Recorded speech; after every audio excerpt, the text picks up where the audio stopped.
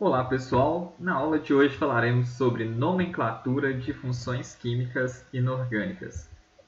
Então, como já discutimos nas aulas anteriores, a gente tem basicamente como funções inorgânicas os ácidos, as bases, os sais e os óxidos. Para facilitar na identificação de substâncias, foram criadas regras, normas, para nomear cada tipo de substância de acordo com a classe em que ela pertence. No caso dos ácidos, especificamente dos hidrácidos, que são os ácidos que não possuem oxigênio em sua composição, a nomenclatura destes é dada a partir de a palavra ácido e o radical do elemento mais hídrico. Então, por exemplo, no caso do HCl, então é o ácido, o radical aí da outra substância que é o cloro, então clor, e hídrico, então ácido clorídrico. No caso do ácido HF, então novamente ácido, igual fala na regrinha ali em cima, o radical da outra substância, então o flúor, mais hídrico, então ácido fluorídrico. No caso dos oxiácidos, que são aqueles ácidos que contêm oxigênio, fica um pouquinho mais complexo porque depende também do NOx do elemento.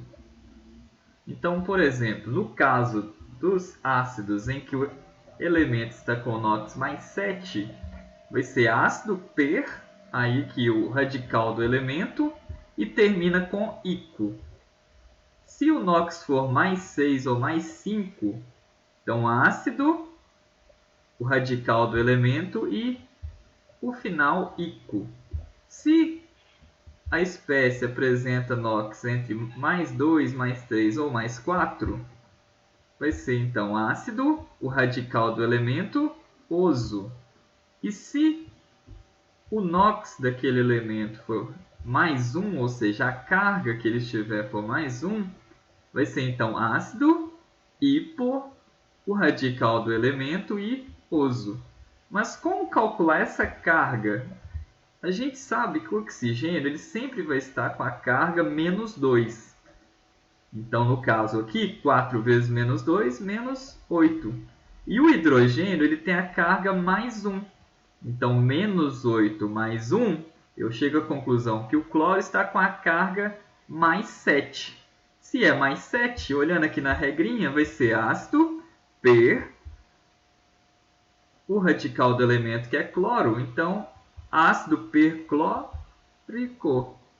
Da mesma forma, o ácido sulfuroso e o ácido hipofosforoso. No caso das bases, é muito mais prática a nomenclatura. Então, basicamente, no caso das bases aí, vai ser hidróxido de o nome do elemento e a carga daquele elemento em números romanos, no caso, aquele elemento metálico. Então, por exemplo, o NaOH é o hidróxido, então hidróxido que vem aqui do OH, de nome do metal, então hidróxido de sódio.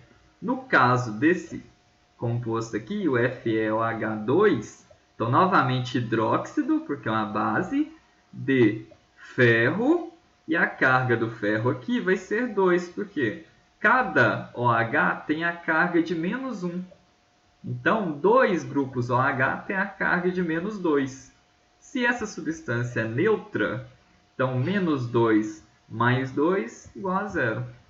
Já nesse caso aqui, nesse hidróxido de ferro, a gente já tem 3 grupos hidroxila.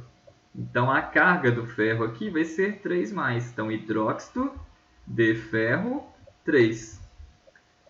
E, por fim, o hidróxido de amônio. Então, hidróxido do íon amônio. Então, basicamente, vai ser o quê? Hidróxido mais o nome do íon. Então, hidróxido de aquele íon específico.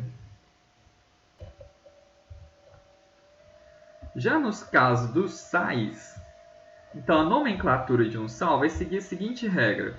Então vai ser o nome do ânion, ou seja, aquela espécie do sal que tem a carga negativa, mais um sufixo de nome do cátion. Então, como assim? Então, se o ácido em que vem aquele ânion termina com hídrico, igual a HCl, ácido clorídrico, o ânion, que vai ser o cloro, vai terminar com eto. Se aquele ânion vem de um ácido que termina com ico, eu vou utilizar o sufixo ato. E se o ânion vem de um ácido que termina com oso, o nome dele, eu vou utilizar o sufixo ito.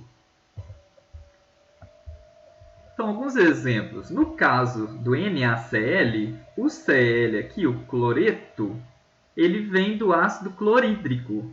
Então, dessa forma, vai ficar clor, eto, porque o nome vem do hídrico, de o nome do metal, sódio. Então, cloreto de sódio. No caso aqui, do cloreto de magnésio, então como que eu sei que a nomenclatura dessa substância aqui é esta? Então, eu tenho aqui íon cloreto, novamente, igual no exemplo de cima, de nome do metal, que é magnésio. E no terceiro exemplo, aí eu tenho um sal que é derivado do ácido sulfúrico. Então, se o ácido termina com ico, então vai ficar sulfato de nome do metal, cálcio.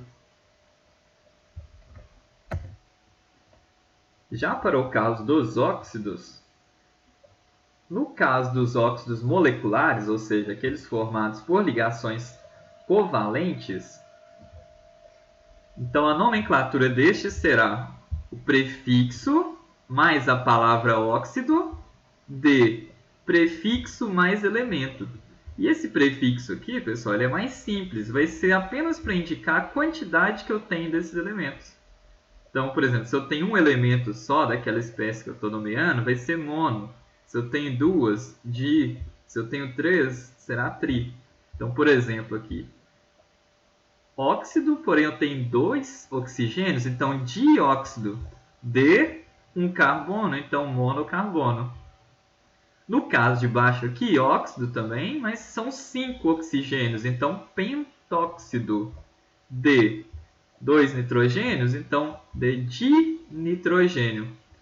E no último exemplo aqui, são 3 átomos de oxigênio, então trióxido de 2 fósforos, então de difósforo. No caso dos óxidos iônicos, a nomenclatura vai ser até um pouco mais simples. Vai ser então óxido de nome do elemento e a carga daquele elemento metálico em algarismos romanos entre parênteses.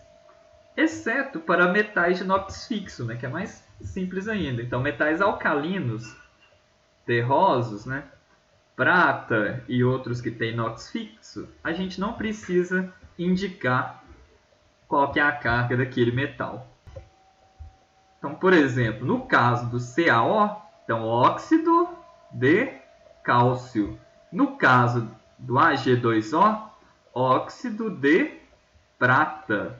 Já no terceiro exemplo, o Fe2O3, então como eu tenho aí nesse caso o elemento ferro, que possui diferentes cargas, né, pode apresentar diferentes cargas ou NOx, então eu devo indicar então óxido de ferro e a carga daquele átomo metálico. Então, no caso do ferro, o ferro está com carga 3+. Então, como eu sei a carga do ferro? Novamente, então, o oxigênio, nessa ligação iônica, ele vai ficar, então, com carga 2 menos cada átomo de oxigênio. 2 menos vezes 3, então eu tenho 6 cargas negativas. Então, no caso do ferro aí, 2 átomos de ferro vão estabilizar 6 cargas negativas. Então, 6 dividido por 2, 3. Então, assim, óxido de ferro, 3. Então, pessoal, as principais referências da aula de hoje. E por hoje isso é tudo.